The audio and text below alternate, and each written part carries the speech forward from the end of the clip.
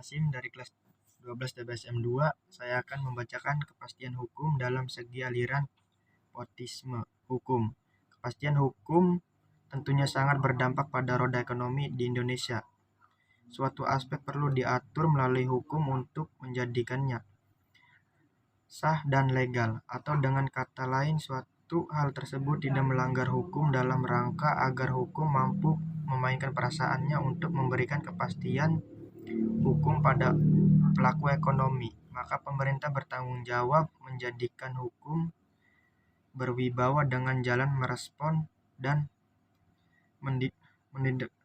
menindaklanjuti pendapat dan keinginan pakar-pakar ekonomi, sehingga dapat diharapkan hukum mampu memainkan perasaannya sebagai faktor pemadu, pembimbing, dan menciptakan iklim kondusif pada bidang ekonomi.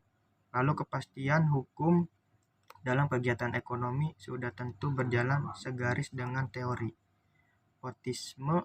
Dalam teori tersebut menghendaki bahwa suatu negara yang dikuasai oleh pemimpin yang dalam hal ini pemerintah harus mampu menciptakan produktif hukum untuk kemudian hadir sebagai pedoman dalam melaksanakan segala aspek kehidupan bernegara. Sektor ekonomi merupakan salah satu sektor yang paling berpengaruh, sangat memerlukan kehadiran hukum.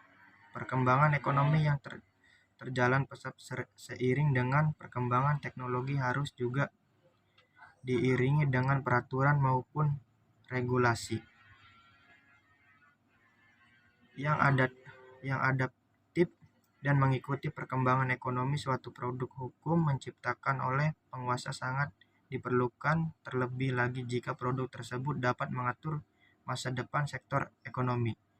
Perbedaan antara hukum dan moral menurut Hans Kelsen bukanlah persoalan tentang isi hukum, melainkan tentang bentuknya. Hal ini terutama disebabkan karena bagi Kelsen tatanan moral yang absolut, dengan demikian juga nilai-nilai bersifat absolut hanya bisa diterima berdasarkan keyakinan religius dalam otoritas absolut dan transden ketuhanan, dan harus ditolak berdasarkan sudut pandang ilmiah karena tatanan moral mungkin berkeluhkan tentang